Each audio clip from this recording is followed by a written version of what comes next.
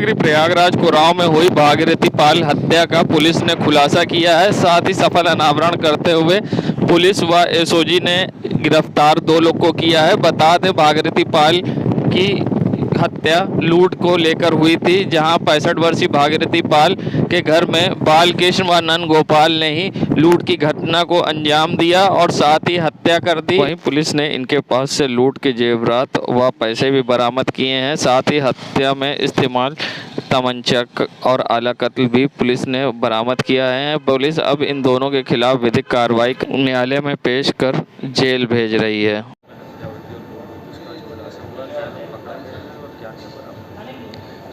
देखिए, पिछले 20 जुलाई को थाना कोराव पुलिस को ये सूचना मिली थी कि एक व्यक्ति भागीरथी पाल, जिनकी उम्र करीब 65 वर्ष है, इनकी किन्हीं अज्ञात लोगों ने हत्या कर दी है। तत्काल इस सूचना पर हमारी जो फील्ड यूनिट और स्थानीय पुलिस के साथ ही सभी सीनियर ऑफिसर्स भी मौके पर पहुंचे थे। जो घटनास्थल था उसके एनालिसिस को देख करके ऐसा लग रहा था कि इनके घर में कुछ संदूक और अलमारियाँ टूटी थीं और हो ना हो इसकी वजह जो है घर में रखे संपत्ति कोई चोरी और अथवा लूट करने के नियत से ही अपराध किया गया था।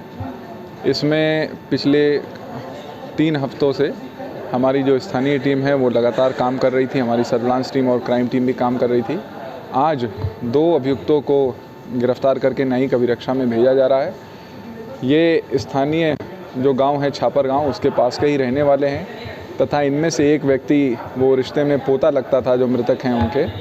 और इन लोगों को एक सूचना मिली थी कि जो मृतक हैं उनके घर पे कुछ एक कलश बरामद हुआ है, उसमें असलहे और कुछ जेवरात और कुछ पैसे हैं। उसकी चोरी करने के इरादे से ये लोग घर में घुसे थे और क्योंकि जो मृतक है वो अकेले ही रहते थे अपने घर में, उनकी इन लोगों ने लूट के दौरान हत्या कर दी थी। इनके पास से चोरी गए जेवरात, कुछ नगद कैश, अवैध असलहे और जो घटना में प्रयुक्त आला कत्ल है उसे बरामद कर लिया गया है। संगम नगरी प्रयागराज, जहां गंगा यमुना का लगातार जल स्तर बढ़ रहा था, तो वहीं अब पानी में घटना शुरू हुआ है। ऐसे में जहां पहले गंगा फाफामऊ में 82.71 सेंटीमीटर पानी था, तो अब 82.66 हुआ है। वहीं छतनांग में 81.91 सेंटीमीटर था, तो वहाँ पर अब 82.45 हुआ है। वहीं नैनी में यमुना में 82.50 मीटर था, तो अब वहाँ पर 82.45 हुआ है। ऐसे में गंगा यमुना का जल स्तर घटा है और ऐसे में फाफामऊ में 5 सेंटीमीटर, छतनांग में 8 सेंटीमीटर और नैनी में 5 सेंटीमीटर पानी में घटौती नोट की गई है। ऐसे में अब लगातार प्रशासन नज़र बनाए है और तटीय इलाकों वालों के लिए खुशखबरी है, जहां पानी अब घटना शुरू हुआ है। अगर इसी तरह से घटा तो लोगों को बाढ़ से राहत मिल सकती है। बताते चले, बढ़ते पानी से तटीय इलाके के रहने वाले लोग काफ़ी परेशान थे। संगम नगरी प्रयागराज, जहां वनस्पति एवं खाद्य तेल एसोसिएशन के द्वारा एक कार्यक्रम का आयोजन किया गया। नई कार्यकारिणी का भी इस मौके पर गठन हुआ। कार्यक्रम के मुख्य अतिथि के रूप में नगर निगम की मेयर महापौर अभिलाषा नंदी गुप्ता मौजूद रहीं। कार्यक्रम के पहले संगठन के पदाधिकारियों द्वारा मुख्य अतिथि मेयर अभिलाषा नंदी गुप्ता को पुष्पगुच्छ देकर उनको सम्मानित किया गया। उस दौरान मेयर अभिलाषा नंदी गुप्ता ने कहा कि आज प्रयागराज वनस्पति एवं खाद्य कार्यकारिणी का गठन किया गया है, जिसमें अध्यक्ष रूपक जी को उनके कार्यकारिणी को बहुत बधाई देती हूँ। इस दौरान उन्होंने ये भी कहा कि राष्ट्र निर्माण में व्यापारियों की सबसे बड़ी भूमिका होती है और क्या कुछ कहा है उन्होंने इस पूरे मौके पर। आइए सुनाते हैं क्या कहना है महापौर का। देखिए, आज यहाँ वनस्पति प्रयागराज के वनस्पति और खाद्य तेल का यहाँ एसोसिएशन का प्रोग्राम था और इनकी नई कार्यकारिणी का गठन हुआ है, जिसमें हमारे अध्यक्ष के रूप में हमारे रूपक भाई साहब अध्यक्ष चुने गए हैं और उनकी पूरी टीम को मैं बधाई दी है। और इन्होंने आज यहाँ पर 75वें आज़ादी के अमृत महोत्सव के अंतर्गत यहाँ कार्यक्रम रखा कि राष्ट्र के निर्माण में व्यापारियों की भी बहुत बड़ी भागीदारी होती है, उसको यहाँ पर दर्शाया है। वनस्पति एवं तेल उद्योग गल्ला व्यापारी संघ का जो प्रोग्राम था, बहुत ही अच्छा प्रोग्राम उन्होंने रखा है। सब लोगों ने, महापौर जी आई, उनको स्वागत हुआ। महापौर जी ने हम लोगों को, सभी तिलहन व्यापारियों को, तेल व्यापारियों को आश्वासन दिया कि आपके साथ में कोई ऐसी नाजायज सरकारीकरण नहीं होगा। सब अच्छा लगा। सब व्यापारी इकट्ठे हैं आज इलाहाबाद के, अच्छा लग रहा है। इसी बहाने एक दूसरे से मिलना जुलना हो गया है और मैं सभी लोगों को शायद दिल से इसके लिए अध्यक्ष धन्यवाद देता हूँ। सभी लोगों का आपका भी धन्यवाद करता हूँ, आप भी आए। मनोज अग्रवाल मेरा नाम है। मैं नगरी प्रयागराज जहां लगातार अब खाद्य पदार्थ पर जीएसटी लगने के बाद और खुले चीज़ों पर जीएसटी लगने के बाद जहां अब हर चीज़ महंगी हुई है, तो ऐसे में दुकानदारों को परेशानी का सामना करना पड़ रहा है। और जहां अब सभी प्रकार की दाल हो या मसाले हो या कोई भी खुला राशन का सामान हो, हर कुछ महंगा हुआ है। ऐसे में जहां आटा कभी 26 रुपये था तो आज 32 रुपये किलो है, तो वहीं दाल पे भी अब इसका असर दिखा, जहां 5% जीएसटी ने सभी चीज़ के दाम बढ़ाए। ऐसे में दुकानदार परेशान दिखाई दी। उनका कहना था जो बिक्री थी वो आधी हो गई है, जो 1 किलो सामान लेते थे वो आधा किलो ले रहे हैं। ऐसे में बिक्री पे भी काफ़ी असर पड़ा है और दुकानदार परेशान दिखाएँ। ऐसे में क्या कुछ कहना है दुकानदार का, आइए सुनाते हैं। सारे चीज़ें के दाम बढ़े हैं, दालों के, रिफाइंड ऑयल के और प्लस मसालों के भी रेट बढ़ गए। MRP ये 5% जीएसटी लगा, इसके कारण और बिक्रियाँ भी कम हो गई है। अब जो इंसान जैसे 5 किलो चीनी लेता था तो आजकल इंसान 2 ही किलो लेके काम चला रहा है। पब्लिक लोग को तो दिक्कत हो ही गई है। सरकार से क्या मांग करे? सरकार देख तो रही है ना कि पब्लिक लोग कितने दिक्कत में चल रहे हैं, तो उसको खुद ही समझना चाहिए। और क्या जी, मेरा नाम बबलू कुमार। संगम नगरी प्रयागराज जहां लोग अपनों से मुंह मोड़ लेते हैं, वहीं कुछ लोग ऐसे भी हैं जो ऐसे लोग का ख्याल रखते हैं। ऐसे में कुटुंब वेलफेयर सोसाइटी की ओर से नागरिक दिवस पर आज आधारशिला आश्रम में वृद्ध लोगों को खाने पीने का सामान बांटा गया, साथ ही उनके साथ उनकी काउंसलिंग कराई गई। साथ ही यहाँ पर आधारशिला आश्रम में जहाँ बेड कुटुंब वेलफेयर सोसाइटी की ओर से गरीबों और बेसहारा लोगों को उम्मीद जगाई गई कि हम उनके साथ हैं, और साथ ही कहा जब ज़रूरत पड़े तो हमें याद करें। ऐसे में जूही जायसवाल कुटुंब वेलफेयर सोसाइटी की अध्यक्ष ने क्या कुछ कहा है, आइए सुनाते हैं आपको।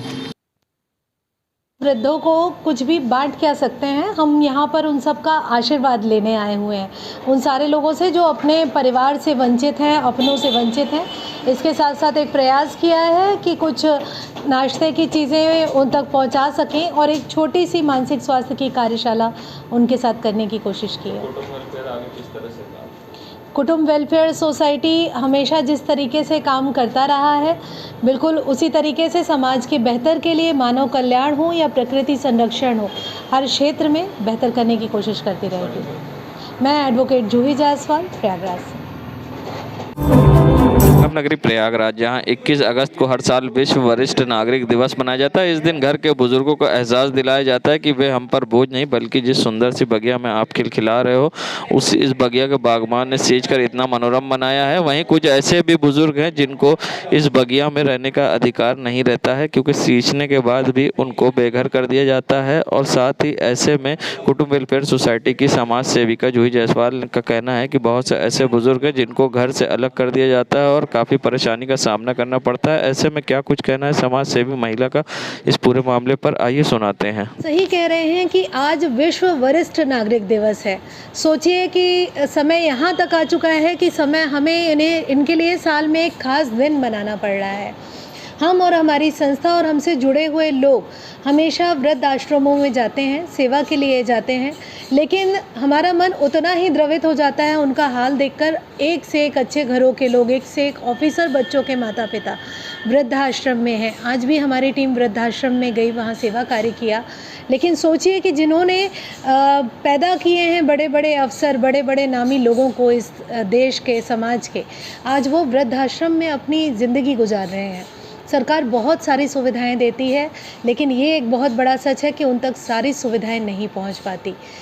आप सामान दे सकते हैं किसी को, आप किसी की सेवा कर सकते हैं चीज़ों से, लेकिन क्या उनको जो भावनाओं की कमी हो रही है, जिस अपनेपन, जिस परिवार की कमी हो रही है, उसको कोई भी पूरा कर सकता है? ये नामुमकिन है। कितना आंकड़ा आपके एनजीओ के हिसाब से लगता है कि कितने लोग ऐसे होंगे जो काफ़ी परेशान होंगे? इस वक्त वृद्धाश्रम में रहने वाले 100% लोग भावनाओं अगर उनको कहें तो भावुक रूप से बहुत ज़्यादा परेशान हैं। वो इसलिए नहीं परेशान है कि वहाँ पर उनकी देखभाल या सेवा नहीं हो रही है, वो इसलिए परेशान है कि जिन्हें उनके साथ होना था वो उनके साथ नहीं है। सबसे बड़ी परेशानी उनकी यही है। जो ये समस्या हो रही है उसके पीछे कारण क्या है, क्या लगता है? बदलती हुई सामाजिक परिस्थितियाँ, बदलता हुआ विचार, बदलता हुआ आधुनिकीकरण। हम बहुत गलत मायनों में ले लेते हैं आधुनिकीकरण को। आधुनिक होना सिर्फ परिवार से अलग होना नहीं है। आधुनिक होना है तो टेक्नोलॉजी में होइए, आधुनिक होना है सोच में होइए, क्षमा करना सीखिए, शांत होना सीखिए। आधुनिक होना है तो विनम्र होना सीखना होगा। आधुनिक होने का मतलब कुछ और ही लगा लिया है। परिवार बिखर रहे हैं और हमारी संस्था इस पर भी काम कर रही है। हम काउंसलिंग का काम करते हैं, हम कोशिश करते हैं कि परिवार एक हो, हम कोशिश करते हैं कि लोग अपने दायित्वों को समझें, बजाय इसमें कि दूसरों में कमियां निकालनी है। हमें खुद संवरने की, हमें खुद सुधरने की ज़रूरत है। आज की युवा पीढ़ी इस पर ध्यान नहीं दे रही, कल वो भी बुजुर्ग होंगे, उनके भी बच्चे होंगे, क्या कहिएगा जो आज वो इस तरह का? बिल्कुल, बदलते हुए परिवेश में अगर आज की युवा पीढ़ी ने इस चीज़ को नहीं संभाला तो आने वाला कल बहुत ही भयानक होगा। लेकिन हाँ, ये नहीं कह सकते कि सारी युवा पीढ़ी एक सी है। आज हम लोग वृद्धाश्रम में गए, वहाँ पर 2 बच्चियाँ मुझे रोते हुए मिली वहाँ का हाल देखकर। तो आज भी अच्छाई कायम है और इसीलिए दुनिया चल रही है। रामनगरी प्रयागराज के नज़ारा है महाराणा प्रताप चौराहे का, जो कि सिविल लाइन के पॉश इलाके में आता है। और यहाँ आप देख सकते हैं नगर निगम की हकीकत बयां हो रही है, जहाँ रिजर्व पुलिस लाइन चौराहे पर किस तरह से जल भराव है और सड़कों पर पानी भरा हुआ है, जिससे कि आने जाने वाले लोगों को परेशानी का सामना करना पड़ता है। नगर निगम के लाख दावों के बाद हकीकत बयां हो जाती है। दूसरा नज़ारा है मेयो हॉल के बाहर का, जहां आप देख सकते हैं मेयो हॉल वाली रोड पर सड़क किनारे जल भराव है और कहने को तो पॉश इलाका है और वीआईपी इलाका है। यहां से दिन भर किसी न किसी वीआईपी की गाड़ी ज़रूर गुजरती है, मगर नगर निगम को इसकी परवाह नहीं है कि सड़कों पर किस तरह से जल भराव हो रहा है और नगर निगम के दावले खोखले नज़र आए। तो ये नज़ारा है लोक सेवा आयोग के गेट के बाहर का, जहाँ गेट के सामने ही जल भराव है। और दूसरा नज़ारा है ये सिविल लाइंस के आईसीआई बैंक के पास का, जहां चौराहे पर यहाँ भी जल भराव दिखाई दिया। तो वहीं पीवीआर चौराहे पर भी सड़क पर जल भराव था और सड़क जलमग्न दिखाई दी। रामनगरी प्रयागराज, जहां शनिवार को शनि अलौकिक धाम में भगवान शनि देव की भव्य पूजा अर्चना की गई, जहां पर पीठाधीश्वर प्रवीण मिश्रा जी महाराज ने भगवान शनि देव को तेल चढ़ाया और तेल चढ़ाने के बाद खट्टा चढ़ाया। साथ ही यहाँ पर खट्टा चढ़ाने के बाद माला पहनाकर पूजा अर्चना शुरू की गई। वहीं इस मौके पर मंदिर के पीठाधीश्वर प्रवीण मिश्रा जी महाराज द्वारा भोग लगाने के बाद यहाँ पर भव्य आरती की गई, जहाँ भगवान शनि देव की रोज़ पूजा अर्चना होती है, मगर शनिवार को विशेष आरती होती है, जहाँ सैकड़ों की तादाद में भक्त शनि अलौकिक धाम में शामिल होते हैं और पूजा अर्चना करते हैं। जहां शुक्रवार को सबने जन्माष्टमी मनाई, तो वहीं शनिवार को रिजर्व पुलिस लाइन में जन्माष्टमी महोत्सव मनाया गया। वहीं जन्माष्टमी महोत्सव के मौके पर जहां रिजर्व पुलिस लाइन भव्य तरीके से दुल्हन की तरह सजा दिखाई दिया, तो वहीं कृष्ण जन्माष्टमी उत्सव पर यहां कार्यक्रम का आयोजन किया गया। इसमें ADG zone Prayagraj, IG range Prayagraj, SSP Prayagraj संघ एमएलसी सुरेंद्र चौधरी भी शामिल हुए और यहां पर शहर के विभिन्न समाज सेवी, पत्रकार व अन्य लोग भी कार्यक्रम में शामिल हुए। वहीं इस मौके पर रिजर्व पुलिस लाइन में कृष्ण जन्माष्टमी के उत्सव पर दीप प्रज्वलित कर कार्यक्रम का शुभारंभ किया गया। तो वहीं रिजर्व पुलिस लाइन में सभी के बीच बच्चों ने और पुलिस कर्मी परिवार के लोगों ने यहाँ पर कार्यक्रम प्रस्तुत किए। वहीं भगवान कृष्ण की रासलीला का मंच का आयोजन हुआ, जिसमें बढ़ चढ़कर लोग यहाँ बैठकर देखते रहे। रामनगरी प्रयागराज में राधा कृष्ण मंदिर मुंशी राम प्रसाद की बगिया में हुआ भव्य आयोजन, जहां आज भव्य झांकियां कल से सजाई गई हैं और आज जहां साउंड सिस्टम के माध्यम से भजन संध्या के साथ भगवान कृष्ण की बाल लीलाओं पर सजाई गई आकर्षक झांकियां।